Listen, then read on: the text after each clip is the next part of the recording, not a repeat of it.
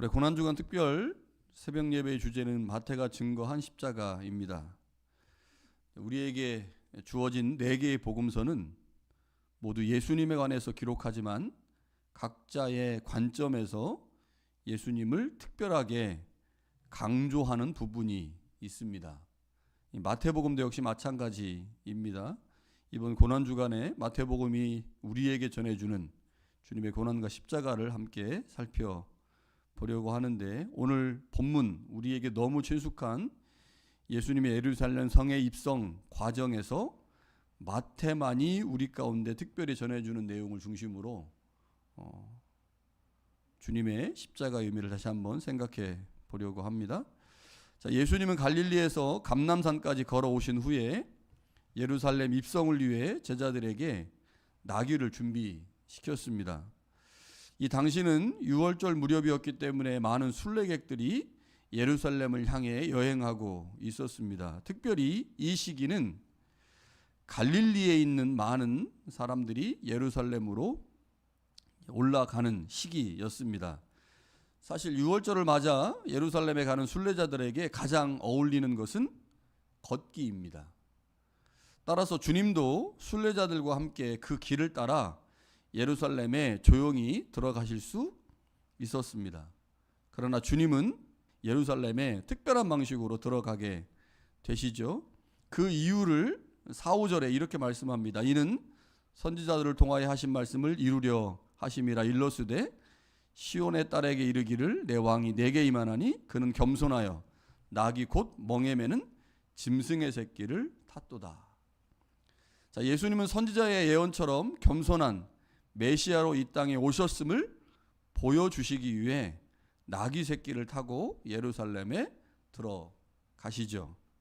자, 그런데 마태복음이 다른 복음서와 다르게 이 장면을 표현합니다. 다른 복음서는 예수님이 나귀 새끼를 탔다라고 되어 있지 나귀 새끼의 어미가 등장하지 않습니다.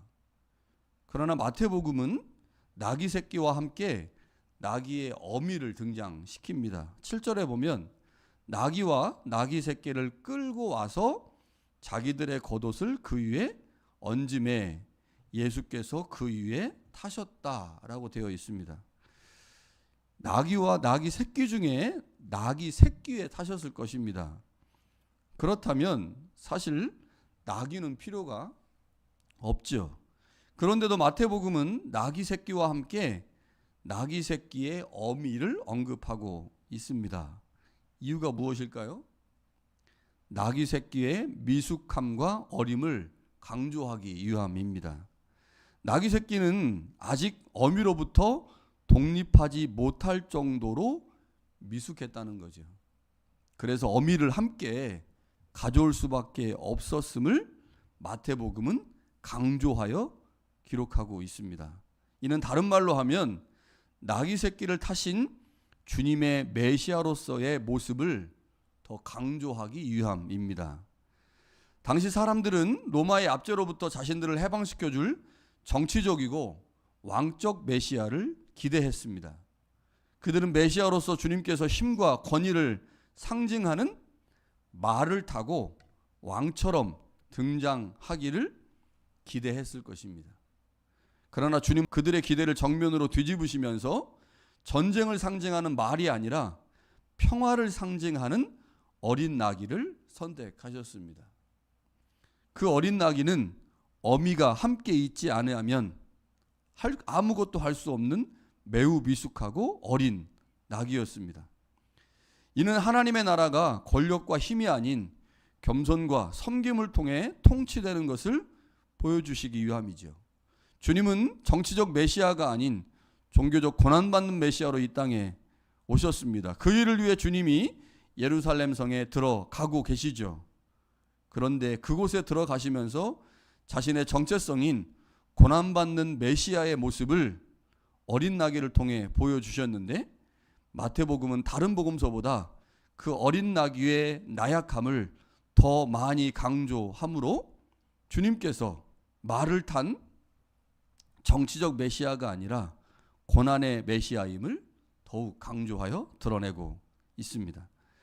예수님이 나귀를 타고 예루살렘에 들어가시자 많은 순례객들이 소리 지르며 환호하기 시작했습니다. 그들은 일제히 호산나 다윗의 자손이여 찬송하리로다, 주의 이름으로 오시는 이여 가장 높은 곳에서 호산나라고 외쳤습니다. 순례자들은 예루살렘 밖에 사는 사람들입니다. 이들이 이렇게 환호할 수 있었던 것은 이들이 예수님을 메시아로 이해했기 때문이죠. 자, 그런데 여기서 마태복음만 기록하고 있는 매우 중요한 진술이 나옵니다. 예수님이 예루살렘에 입성하실 때 예루살렘 바깥에 있었던 사람들은 예수님을 호산나 다윗의 자손이요라고 외쳤는데 예루살렘 성 안에 있는 사람들의 반응이 마태복음에만 나옵니다. 10절에 보니까요, 예수님께서 나귀를 타시고 예루살렘 성에 들어오자 온 성이 소동했습니다. 그리고 그들이 말합니다. 저 사람은 도대체 누구냐? 자, 그런데 이 소동이 예루살렘 안에 있는 사람들이 이 순례자들의 환호에 어찌할 바 몰라서 한 소동입니다. 이 소동을 보면서 마태복음 2장에 나오는 동방박사들의 이야기가 생각납니다. 동방박사들이 유대인의 왕을 찾아 예루살렘에 방문했죠. 그때 예루살렘 사람들의 반응이 이와 유사했습니다. 예루살렘 사람들이 소동했습니다. 왜냐, 동방박사들이 유대인의 왕을 찾으러 왔다고 말하니 그 말을 듣고 예루살렘 안에 있는 사람들이 당황하여 도대체 그 유대인의 왕이 누구냐라고 하면서 소동을 했죠. 똑같은 반응이 지금 예루살렘 안에서 일어나고 있습니다. 예루살렘 바깥에 있는 사람들이 마치 유대인의 왕이 예루살렘 안으로 입성하는 것처럼 환호했기 때문에 예루살렘 안에 있는 사람들이 그들의 반응을 보면서 당황한 거죠. 그리고 그들에게 묻습니다. 도대체 저가 누구인가? 그런데 그 질문에 대한 답을 예루살렘 밖에서 온 사람들이 하고 있습니다. 예루살렘 밖에서 온 순례객들이 예루살렘 안에 있는 사람들을 향해서 갈릴리 나사렛에서 온 선지자 예수입니다 라고 말합니다. 자, 그런데 여기서 말하는 이 선지자라고 하는 단어는 신명기 18장 15절부터 18절에 예언된 그 선지자를 가리키는 것으로 이 그 선지자는 메시아를 의미합니다. 자, 우리가 예수님께서 예루살렘 성에 입성하실 때 이 사람들이 예수님을 향하여 환호하고 열광한 후에 결국 이 사람들이 예수님을 십자가에 못 박으라고 말하잖아요. 그래서 우리는 이 무리들에 대한 약간의 선입견을 갖고 있습니다. 입성하실 때는 연호하고 환호했다가 결국 예수님을 죽인 자들이라고 말을 하는데, 마태복음은 예루살렘 성을 입성하는 이 상황에서 두 종류의 사람들을 구분하고 있습니다. 한 종류는 예루살렘 바깥에 있는 사람이고요, 또 다른 한 종류의 사람은 예루살렘 안에 있는 사람들입니다. 예루살렘 안에 있는 사람과 바깥에 있는 사람들이 예수님을 대하는 태도가 다르다고 하는 것을 마태복음은 보여주면서 예수님이 태어날 당시에 유대인들의 반응을 이 단락에서 다시 한번 상기시키는 거죠. 그러면서 예수님이 누구인가, 그 부분에 대해서 다시 한번 우리 가운데 질문하고 있는 거죠. 자, 본문에 보면 예수님이 예루살렘 성에 입성하실 때 열광했던 사람들이 구체적으로 누구인지를 기록하지 않습니다. 자, 그런데 11절에 무리가 이르되 갈릴리 나사렛에서 나온 선지자 예수입니다 라고 말한 것으로 보아 예수님의 예루살렘 입성 때 예수님을 향하여 열광했던 그 무리의 상당수가 예수님과 함께 갈릴리에서부터 따라온 사람들이 아닌가라고 추측하게 만듭니다. 자, 그러니까 철저하게 대비가 되는 거죠. 예수님을 자신들의 메시아로 환영하고 고백하고 있는 큰 무리와 예수님을 죽음으로 몰아갈 수 있는 사람들이 대비되고 있습니다. 주님을 환영한 무리는 11절의 대답을 통해서 볼 때 그들이 갈릴리에서 온 사람이라는 점을 알 수가 있습니다. 반면에 주님을 죽음으로 몰아간 사람들은 종교적 자부심이 매우 강한 예루살렘에 살고 있는 사람들이죠. 이들은 모두 같은 유대인이지만 예수님에 대한 이해가 매우 다릅니다. 표면적으로만 보면 예수님에 대한 서로 다른 이해의 기준은 그들이 사는 지역입니다. 예루살렘에 살고 있느냐?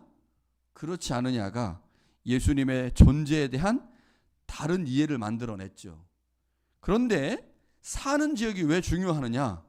어떤 지역에 사느냐에 따라 사고와 행동 패턴이 만들어지기 때문이죠. 어디에 속해 사느냐? 위니펙에 사느냐? 토론토에 사느냐에 따라서 그 지역만의 행동 패턴을 우리도 모르는 사이에 갖게 됩니다.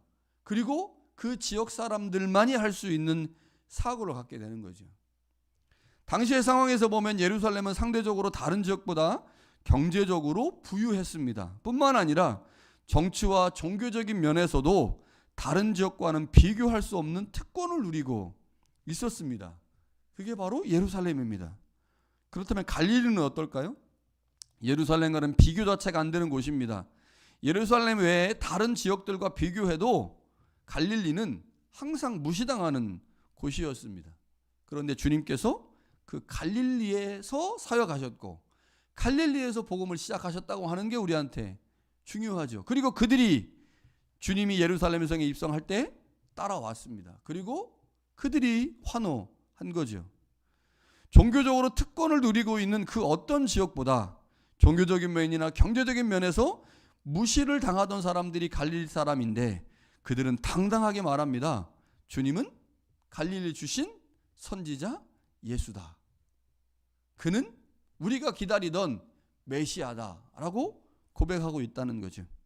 이것이 우리에게 질문을 하고 있습니다.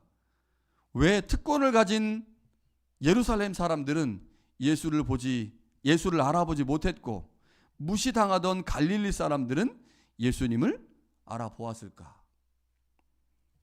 이것은 단순한 지리적 문제가 아니죠. 중심에 있느냐 주변에 있느냐의 문제도 아닙니다. 그것은 자신이 무엇을 의지하고 살고 있느냐의 문제일 것입니다. 예루살렘은 성전이 있는 곳입니다. 예루살렘에 있는 사람들은 이미 체계적인 종교와 권위를 가지고 있는 사람들입니다. 그런데 바로 그것이 그들로 하여금 새로운 것을 받아들이기 어렵게 만들었습니다. 새로운 것을 받아들이려면 이미 가지고 있는 자신의 것을 버려야 합니다. 그러니 새로운 것 자체를 받아들이는 것이 쉽지가 않죠. 반대로 갈릴리는 잃을 것이 많지 않은 곳입니다. 그들에게 예수님은 기존 체계를 위협하는 분이 아니라 오히려 소망이죠. 결국 삶의 중심에 무엇이 있느냐에 따라 주님을 대하는 태도가 달라졌는데 그것이 우리 가운데 중요한데 사실 그것은 내가 어디에 속해 있느냐에 따라서 그 의식이 그 생각이 만들어진다는 것입니다. 혹시 우리는 예루살렘 사람들처럼 신앙의 중심에 서 있다고 생각하며 이미 다 알고 있다고 여기고 그래서 주님을 새롭게 보지 못하는 자리에 서 있지는 않습니까? 교회를 오래 다녔고 성경을 많이 알고 직분을 가지고 있고 신앙 경험이 있기에 그것이 우리의 눈을 가리고 있지는 않습니까? 50년, 60년, 70년을 살아 고난주간 새벽기도회, 고난주간 새벽 예배를 수십 번 경험했기에 이제 그것은 더 이상 우리에게 특별한 어떤 것도 아닌 그냥 평범한 한 주에 불과하지는 않습니까? 종교적 특권은 언제든지 영적 둔감함으로 바뀔 수 있습니다. 반대로 갈릴리 사람들의 자리는 어떻습니까? 부족함을 아는 자리입니다. 결핍을 인정하는 자리죠. 그래서 주님을 필요로 하는 자리, 바로 그 자리가 갈릴리입니다. 우리는 어느 지역에 살고 있느냐보다는 어떤 마음의 자리에 서 있느냐를 점검해야 하겠죠. 위니펙에 사느냐, 토론토에 사느냐, 밴쿠버에 사느냐보다 내가 지금 주님 앞에서 어떤 마음의 자리에 서 있느냐를 점검해야 할 것입니다. 내가 가지고 있는 신앙이 특권이 돼버리지는 않았는지, 아니면 여전히 은혜를 구하는 자리에 있는지를 돌아보아야 할 것입니다. 예루살렘 한복판에 서 있으면서도 갈릴리의 마음을 가질 수 있고, 반대로 갈릴리에 살면서도 예루살렘의 교만을 품을 수 있기 때문입니다. 사실 중요한 것은 자리가 아니라 태도이죠. 그럼에도 불구하고 우리가 여전히 자리를 언급하는 것은 그 자리에서 우리의 태도가 만들어지기 때문입니다. 그래서 한편으로는 태도를, 내가 주님 앞에 어떤 태도를 취하고 있느냐를 중요하게 여기면서도 내가 지금 서 있는 자리가 어디인지, 내가 지금 속해 있는 곳이 어디인지를 함께 살펴야 합니다. 그래야 우리가 주님 앞에 바른 제자의 모습으로 설 수 있습니다. 오늘 하나님께서 우리에게 주시는 메시지가 있습니다. 우리가 어디에 속해 있느냐는 결국 우리의 소속감과 정체성을 만들어내기에 중요할 수밖에 없죠.